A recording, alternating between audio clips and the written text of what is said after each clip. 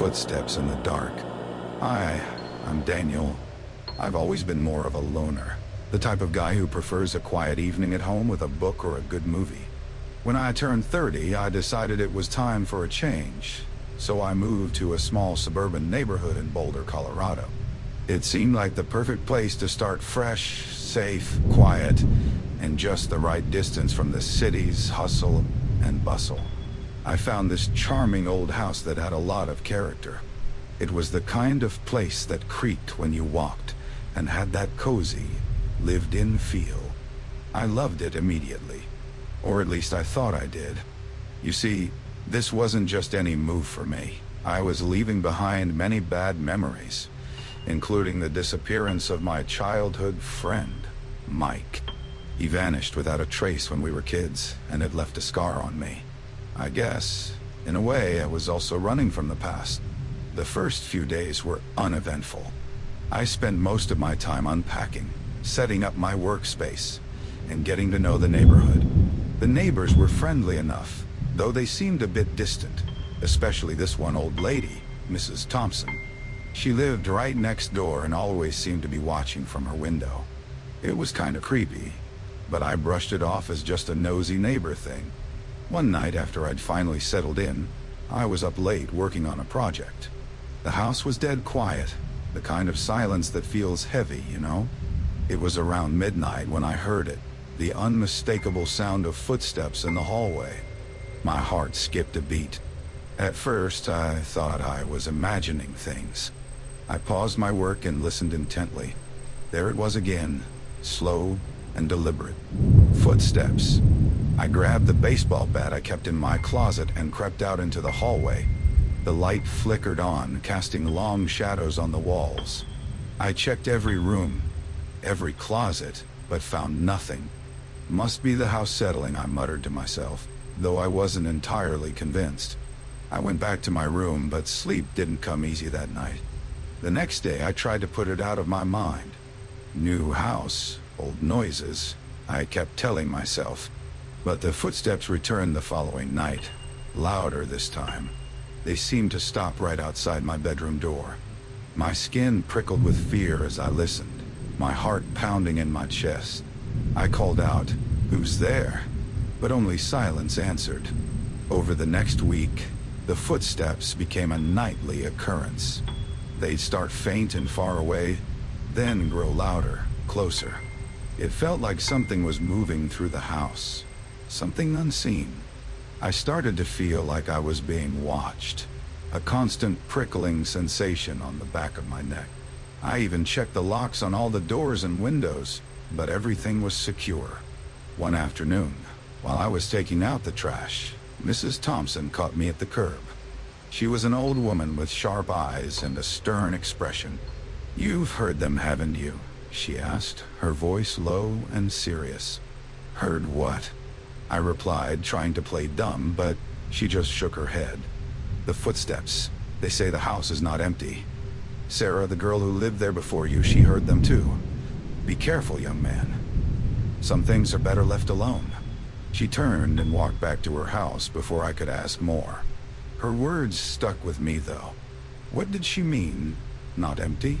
That night, as the footsteps echoed through the hallway again, I couldn't shake the feeling that there was something very wrong with my new home. Maybe it's all in my head, I told myself, though deep down I knew I didn't believe it. The footsteps were real, and they were getting closer.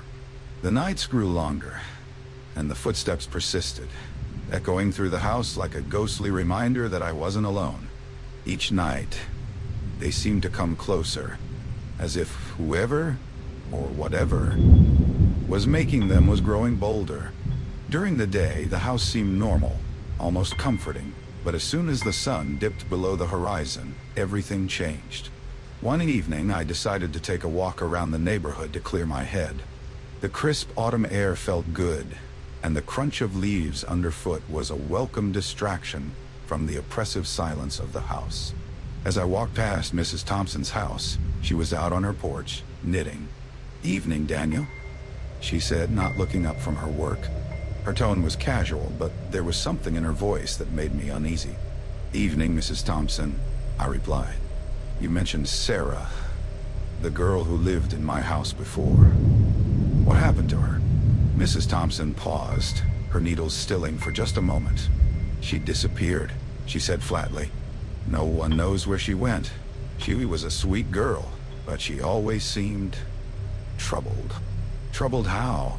I pressed, hoping for more information. Mrs. Thompson glanced at me, her eyes sharp and knowing. She heard the footsteps too. She thought she was being watched, and then one day she was just gone. You should be careful, Daniel. This house has a way of getting under your skin. Her words sent a chill down my spine. As I walked back to my house, the shadows seemed to lengthen, and the air grew colder. That night, I decided to try and record the footsteps. I set up my phone in the hallway, hit record, and went to bed, determined to capture evidence. The house was unusually quiet, almost as if it knew what I was trying to do. Hours passed, and just as I was about to give up and fall asleep, I heard them, slow, deliberate footsteps moving closer and closer to my room. My heart raced as I listened, every muscle in my body tensing. In the morning, I played back the recording. At first, there was nothing but the low hum of the house. Then, faintly, I heard it. The sound of footsteps, growing louder, almost as if someone were walking to the phone. I felt a cold sweat break out on my forehead as I listened. I took the recording to Mrs. Thompson, hoping she might have some insight. She listened intently, her expression growing more concerned by the second. When it finished, she looked at me with a mix of fear and pity. I don't know what to tell you, Daniel, she said softly. But you need to be careful. Sarah's journals might still be in the attic. She wrote about the footsteps. Maybe they can help you understand. I thanked her and hurried home, the recording still playing in my mind. That evening, I decided to search the attic. The air up there was musty and thick, the kind that clung to your skin and made it difficult to breathe. I rummaged through old boxes, looking for anything that might belong to Sarah. Finally, in a dusty corner, I found a small trunk. Inside were letters, photographs, and a leather-bound journal. I opened it. The pages yellowed with age, and began to read. Sarah's neat handwriting detailed her experiences in the house. The footsteps, the feeling of being watched, the strange cold spots that seemed to follow her. As I read, I felt a sudden chill in the air. The hairs on the back of my neck stood up, and I could almost feel a presence behind me. I spun around, but there was nothing there. Just the dim light of the attic casting eerie shadows. I took the journal downstairs and spent the next few hours reading through it. Sarah's last entry was frantic, her writing barely legible. She wrote about hearing the footsteps getting closer, about feeling something cold and clammy touch her at night. Her final words were a desperate plea for help. Please, if anyone reads this, don't stay in this house. It's not safe. I put the journal down, my hands shaking. The house felt different now, more sinister, as if it was aware of my discovery. That night, the footsteps were louder than ever, stopping right outside my bedroom door. I lay there, too scared to move, my mind racing with thoughts of Sarah and her terrifying experiences. I won't let it get to me, I whispered to myself, trying to muster some courage. I won't end up like Sarah. But deep down, I wasn't so sure. The footsteps were getting closer, and I was starting to fear that I might not be alone in my house after all.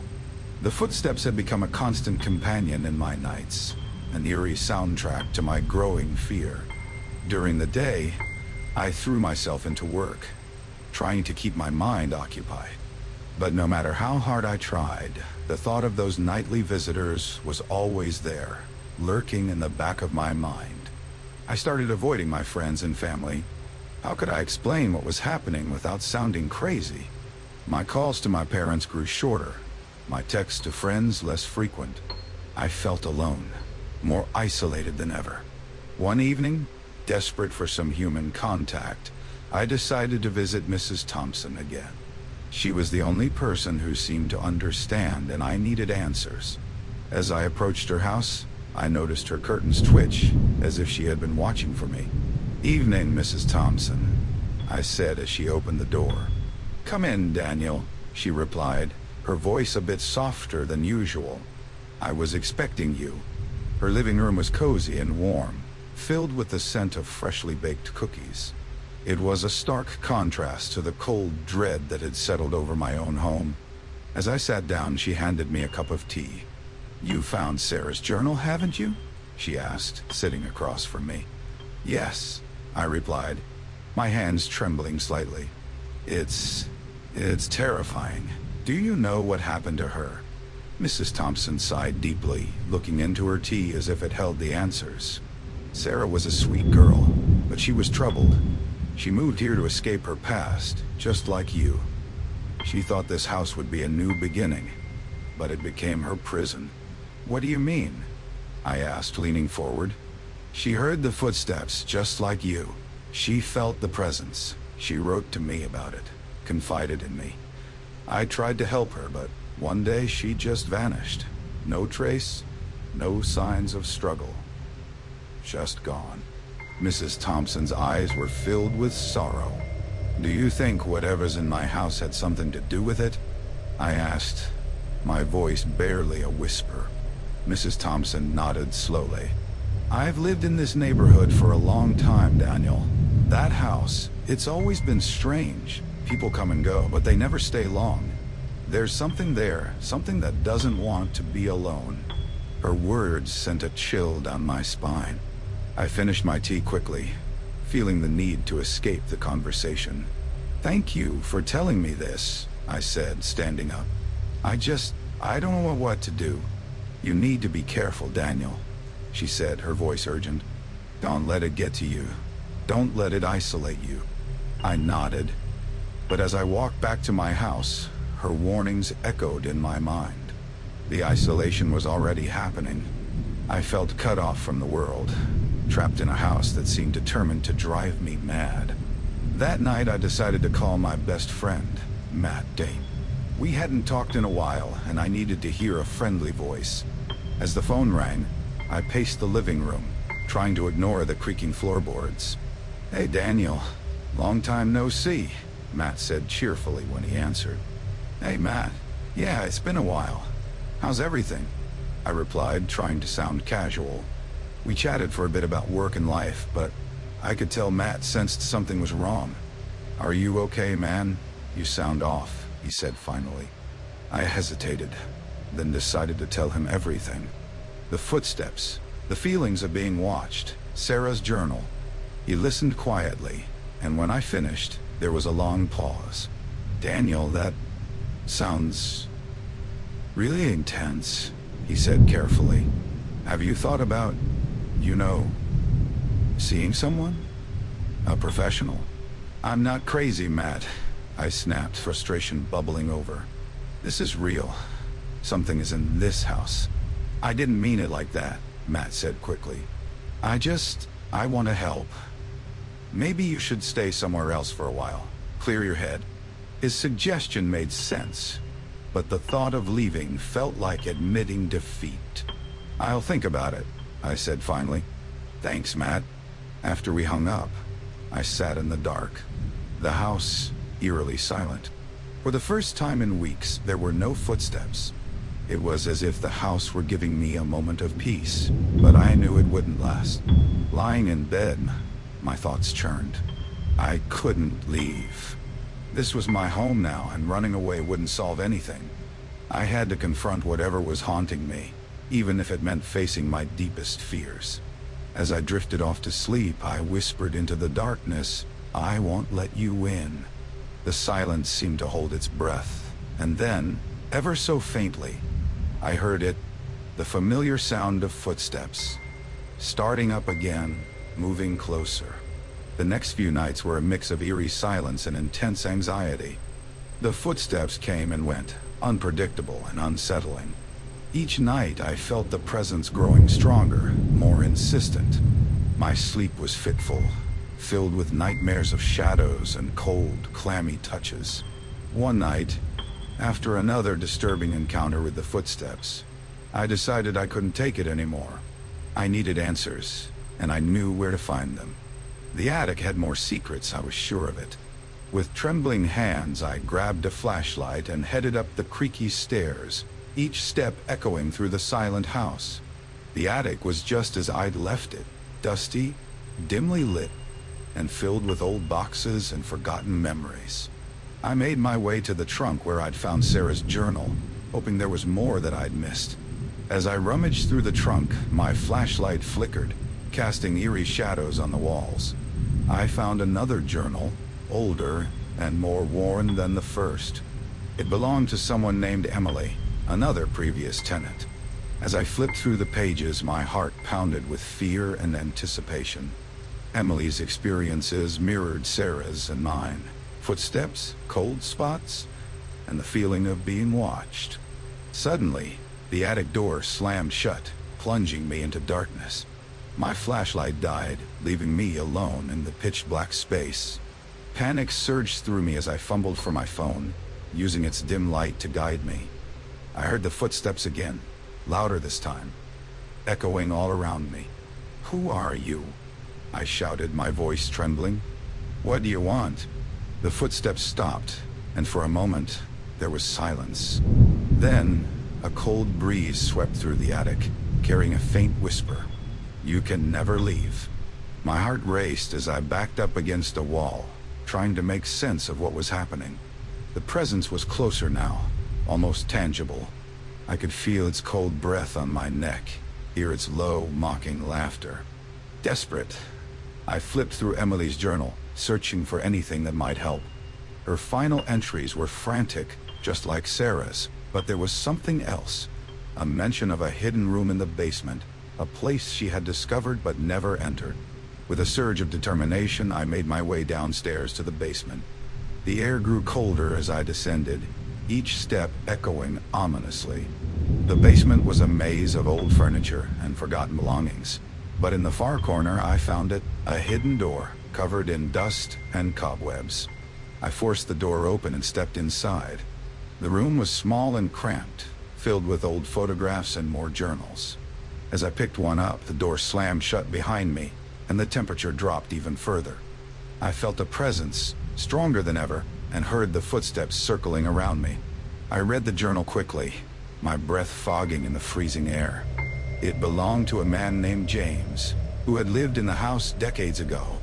His journal revealed the truth. The house was a trap, feeding on the fear and isolation of its occupants. It had claimed many lives, and it wasn't going to stop. Suddenly, the footsteps were right behind me. I turned, but saw nothing. "Show yourself," I demanded, my voice shaking. A shadowy figure appeared, barely visible in the dim light. It was a man, tall and gaunt, with hollow eyes that seemed to pierce my soul. "You can never leave," he whispered, his voice cold and empty. "This house is mine." Fear surged through me, but I knew I couldn't let it control me. I had to fight back. "No," I said firmly. "This house doesn't belong to you. It is mine, and I'm not afraid of you." The figure laughed, a hollow, chilling sound. "We'll see about that." With a surge of courage, I lunged at the figure, but it dissolved into mist, reappearing behind me. I grabbed the journal and ran, bursting out of the hidden room and racing up the stairs. The footsteps followed, faster and more insistent, but I didn't look back. I reached the front door and threw it open, stepping into the cold night air. The footsteps stopped at the threshold, and for a moment, I thought I was free. But then, I felt it, a cold hand on my shoulder pulling me back. I spun around, but there was no one there. The presence was gone, the house silent once more. I took a deep breath and stepped outside, closing the door behind me. The night was quiet, the stars shining brightly overhead. For the first time in weeks, I felt a sense of peace. But as I walked away, I couldn't shake the feeling that something was watching me, waiting for me to return.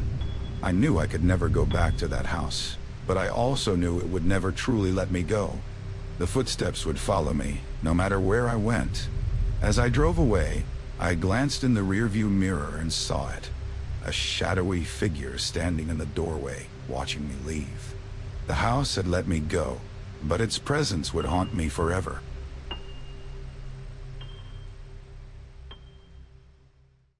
Whispers in the walls. I never thought my life would lead me to a place like this. My name's James, and about 6 months ago I packed up everything and moved to a small town in Pennsylvania. You know, one of those towns where everyone knows everyone, and it's dead quiet after 8 p.m. It felt like the perfect escape from my chaotic life in New York City. I'm a freelance writer, so I don't need much. A quiet place to think and write. That's how I ended up in this old 2-story farmhouse just outside of town. It's got that classic charm, you know.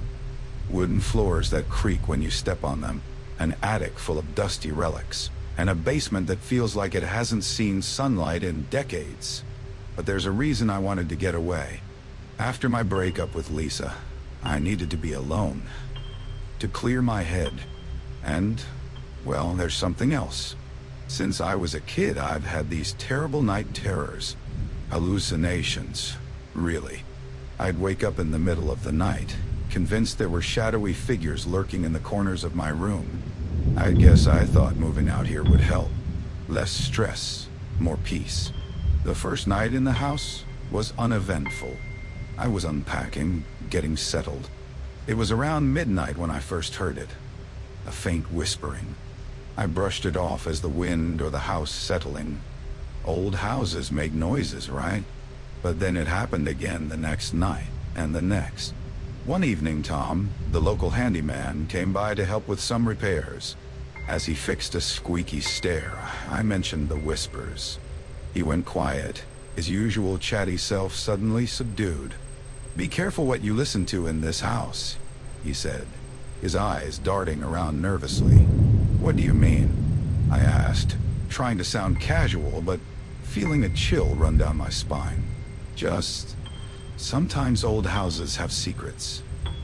"Best not to dig too deep," he replied, Tom's voice dropping to a whisper. I laughed it off, but Tom's words stuck with me. That night, as I lay in bed, the whispers returned, clearer than ever.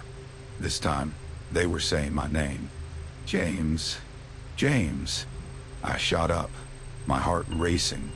It had to be my imagination. I told myself it was just the wind, or maybe the old pipes. But deep down, I knew there was something more. Something that didn't want me here. I tried to call Lisa, just to hear a familiar voice, but my phone wouldn't connect. The signal out here was terrible. I was starting to feel really isolated, cut off from everyone I knew. The days went on, and the whispers grew louder, more persistent. I found myself jumping at every little sound, every creak of the floorboards. I needed to figure out what was going on, but I wasn't sure where to start. One thing was clear. This house had a life of its own, and it wasn't about to let me forget that. So, about a week after moving in, things started getting really weird.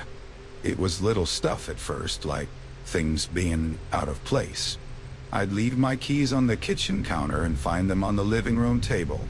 I thought I was just being forgetful, you know. Stress from the move and all. Then one evening, I was sitting at my desk in the study trying to write. The room was dim, lit only by the soft glow of my desk lamp. I was struggling to concentrate, the whispers echoing faintly in the background. Suddenly, I felt a cold draft, even though all the windows were closed. It sent a shiver down my spine. I turned to see the curtains swaying slightly, as if someone had just walked by. My heart skipped a beat. I got up to check the windows, but they were all shut tight. No sign of any breeze. As I stood there, a faint smell of lavender filled the room. An old, musty kind of lavender, like something out of an ancient drawer. The whispers grew louder, and this time they sounded different, like multiple voices overlapping. They weren't saying my name anymore, just random words and phrases. "Help us. Don't listen. Come play." It was like they were having a conversation, but not with each other. With me, I felt a knot forming in my stomach. I needed to get out of that room. The next day, I decided to explore the house more thoroughly, hoping to find an explanation. The basement seemed like a good place to start.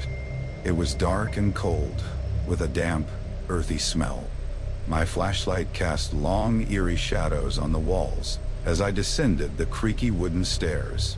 I found old boxes filled with junk, newspapers, tools, broken furniture. But one box caught my eye. It was filled with children's toys, dolls, toy cars, and a small wooden train set. They were old and worn, covered in dust. As I sifted through the toys, I found a small, leather-bound diary. The cover was faded, and the pages yellowed with age. I took it upstairs to read. The diary belonged to a little girl named Rose who had lived in the house decades ago.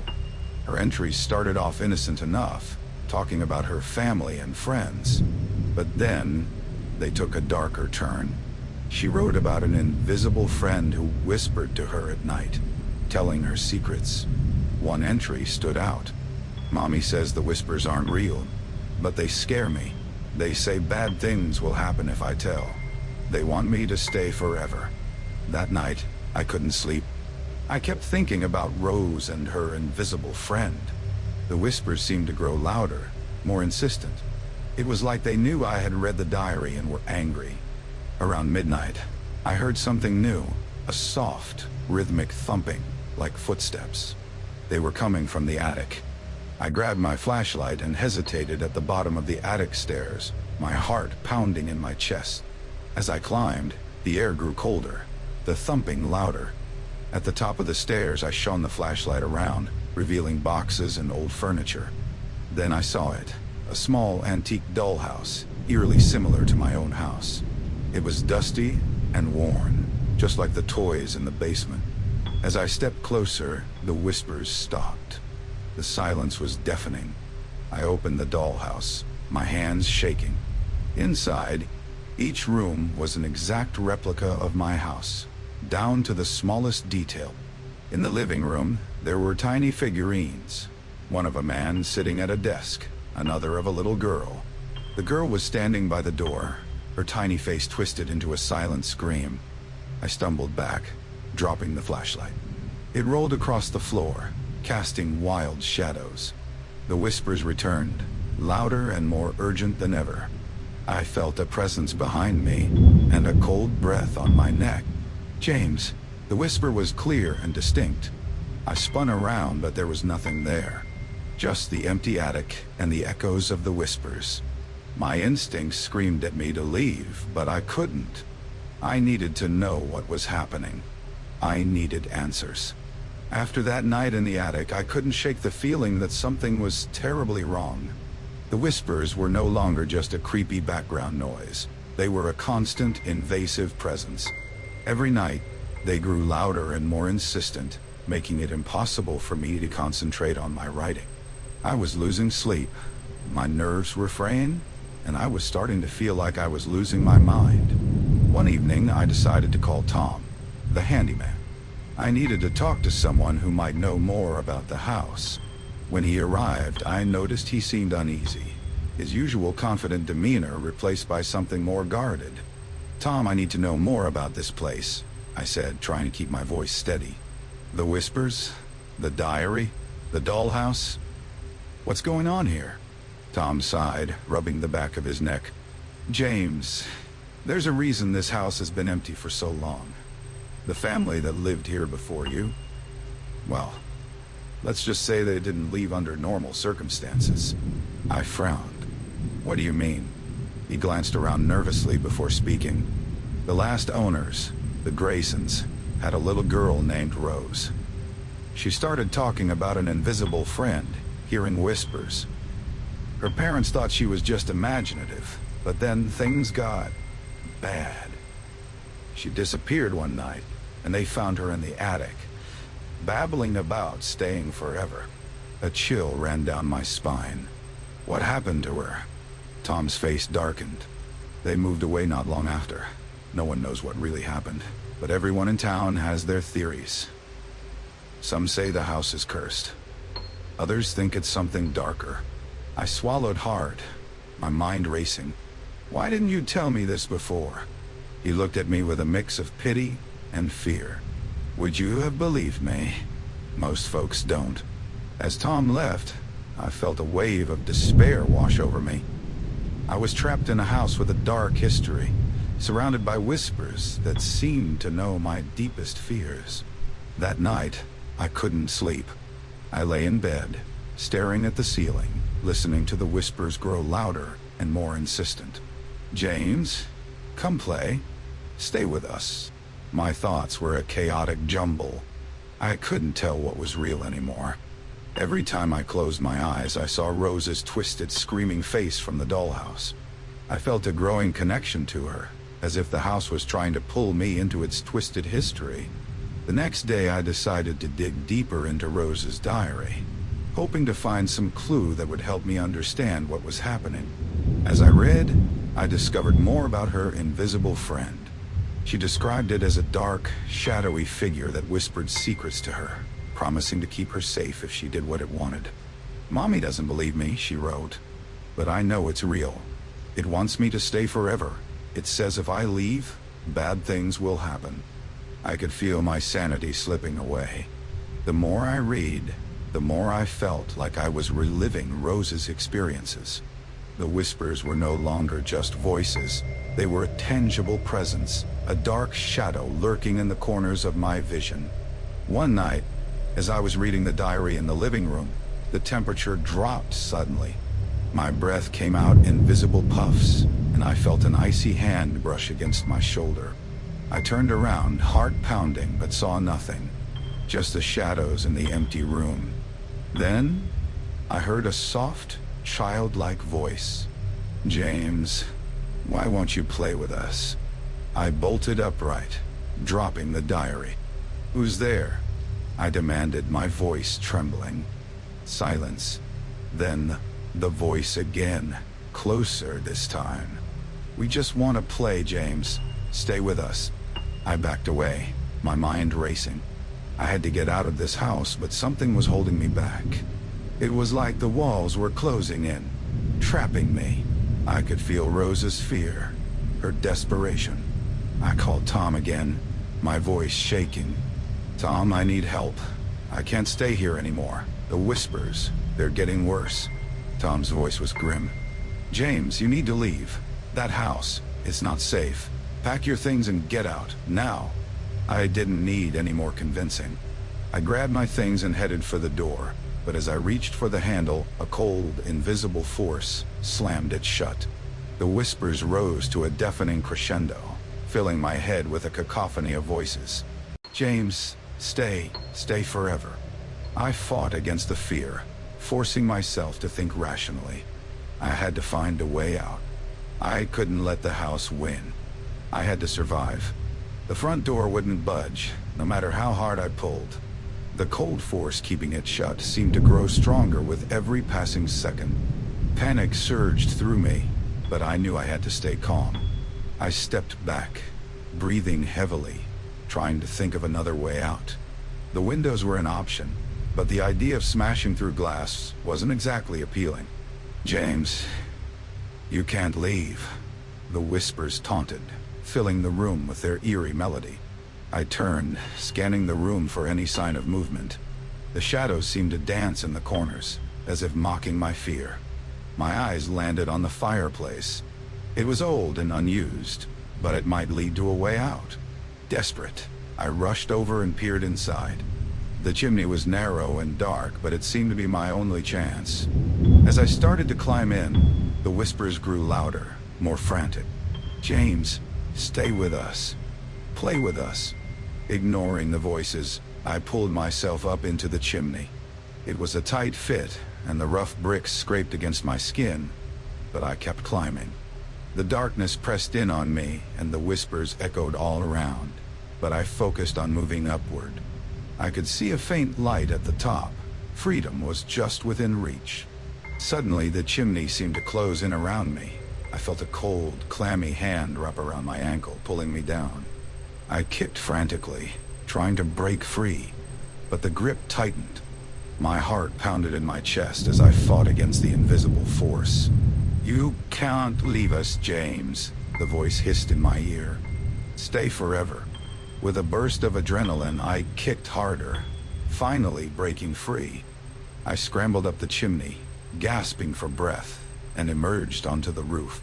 The cold night air hit my face, and I felt a momentary sense of relief. But I wasn't safe yet. I carefully made my way down the side of the house, using the old lattice as a ladder. Once on the ground, I ran to my car, hoping it would start this time. As I fumbled with the keys, I heard the whispers again, this time coming from inside the car. "James, don't leave us." I started the engine and peeled out the driveway, not daring to look back. The whispers faded as I sped away, but their eerie presence lingered in my mind. I drove straight to Tom's house, needing to talk to someone who understood. Tom opened the door, his expression grim. "James, what happened?" I saw them, Tom. The whispers, the shadows. They tried to keep me there. Tom nodded, his face pale. "You're not the first. That house has a dark history. Rose wasn't the only one. Every family that lived there experienced the same thing. Some never left." I shuddered, the weight of his words sinking in. "What do you mean?" Tom took a deep breath. "The house feeds on fear. It traps souls, keeps them there. The only way to break free is to confront it head on. You have to face your deepest fear." I felt a cold dread settle in my stomach. How do I do that? Tom looked me in the eye. "You have to go back, face the whispers, the shadows. Only then can you truly be free." Reluctantly, I returned to the house, determined to confront whatever was lurking within its walls. The air was thick with tension as I stepped inside. The whispers were waiting for me, their voices a cacophony of taunts and pleas. "James, stay. Play with us." I forced myself to walk toward the attic, the place where it all began. The stairs creaked under my weight, the air growing colder with each step. At the top, I saw the dollhouse, its tiny rooms mirroring my own. The figurines inside were still, but I could feel their eyes on me. "Why are you doing this?" I demanded, my voice trembling. "What do you want from me?" The shadows around the dollhouse began to shift, forming into a dark, amorphous figure. "We want you to join us, James, forever." "No," I shouted, my fear giving way to anger. "I won't let you control me." The figure lunged at me, and I felt a cold, suffocating force wrap around me. But this time, I didn't run. I faced it head on, thinking about everything I'd lost and everything I had to live for. The fear, the night terrors, Lisa, everything flashed through my mind. And then, just as suddenly as it began, it was over. The shadows dissipated, the whispers faded, and the room grew warm again. I felt a weight lift off my shoulders, and for the first time in weeks, I could breathe freely. As I turned to leave, I glanced at the dollhouse one last time. The figurines were gone and the tiny rooms were empty. It was just a dollhouse, nothing more. I walked out of the house, the morning sun rising in the distance. I had faced my fear and won. But as I reached my car, I felt a chill run down my spine. I looked back at the house, its windows dark and empty. And then I heard it, faint but unmistakable. "James, we'll be waiting." I drove away from that house, knowing I would never return. The experience changed me, left a mark that would never fully heal. But I had survived. I had faced the darkness and come out the other side. And for that, I was grateful. I often think about Rose and the others who were trapped there. I hope they found peace, wherever they are. As for me, I learned that sometimes the only way to conquer your fears is to face them head on, no matter how terrifying they may be. And while the whispers may have faded, their memory will always linger, a reminder of the night I faced the darkness within the walls.